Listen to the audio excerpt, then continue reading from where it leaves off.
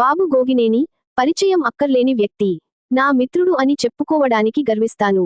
అతను ఒక ఛానల్ వారికి ఇచ్చిన ఇంటర్వ్యూలో ఆణిముత్యాలు లాంటి విశ్లేషణ ఇచ్చారు.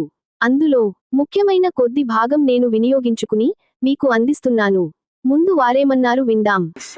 150 కోట్లు ముస్లింలు, 120 నుంచి 130 కోట్ల మధ్యలో ఉన్న మతరహితులు అంటే ఇక్కడండి కొంతమంది నేను నాస్తికుణ్ణి కాదు, ఏదో శక్తి ఉంటుంది కానీ రాముడు, జీసస్, అల్లా, కృష్ణుడు లేదు ఇంకే పేర్లైనా కావచ్చు.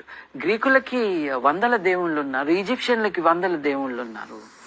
ఈ దేవుళ్ళు ఎవరు మట్టుకు కాదు అని నమ్మేవాళ్ళు, నాకు దేవుడితో మతంతో సంబంధం లేదనేవాళ్ళు, ఆత్మల్ని నమ్మని వాళ్ళు, నైతికంగా బతకాలనుకుంటున్న మానవవాదులు, ప్రతిదీ హేతుబద్ధంగా ప్రశ్నించాలనుకున్న వాళ్ళు 120 కోట్లు ఉన్నారు. ఆ తర్వాత 90 నుంచి 100 కోట్ల మధ్యన హిందువులు ఉన్నారు. మళ్ళీ మీరు వెనక్కి చూస్తే చాలా పెద్ద గ్యాప్ తర్వాత బౌద్ధులు ఉన్నారు.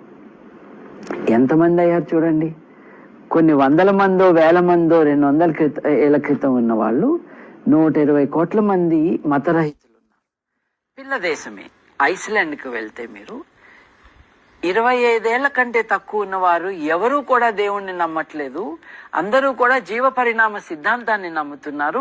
బైబిల్లో చెప్పిన సృష్టివాదాన్ని వాళ్ళు వదిలేశారు అన్నది సర్వే. ఇంగ్లాండ్లో 56% మంది ఇవాళ నాస్తికులుగా ఉన్నారు, మానవవాదులుగా ఉన్నారు. ఉండటమే కాదు, వాళ్ళు చర్చిలకు వెళ్ళట్లేదు. అమెరికాలో 30% మంది ఈరోజు మానవవాదులుగా, నాస్తికులుగా, హేతువాదులుగా బతుకుతున్నారు. విన్నారు కదా, ఇంత వివరంగా విశ్లేషణ చేయగలటం హేతువాదులతోనే సాధ్యం.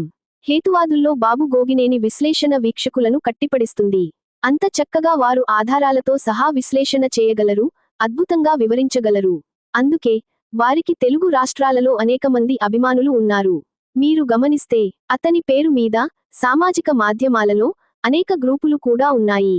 హేతువాద భావజాలాన్ని బలంగా ప్రజల్లోకి తీసుకు వెళ్లిన వ్యక్తి బాబు గోగినేని. వారు ఇచ్చిన స్ఫూర్తితో నేడు వేలాది మంది యువకులు హేతువాద సామాజిక మాధ్యమ ఉద్యమాన్ని ప్రారంభించారు. హేతువాదం అంటే తెలియని ప్రతి ఒక్కరికి ఇప్పుడు వివరంగా అర్థం అయింది. ఈ విత్తనమే నేడు హేతువాద మహావృక్షం అయింది. ఇందులో విజ్ఞాన దర్శిని రమేష్ గారి పాత్ర కూడా గణనీయంగా ఉంది. మిత్రులారా, దయచేసి సబ్స్క్రైబ్, లైక్, కామెంట్, షేర్ చేయండి.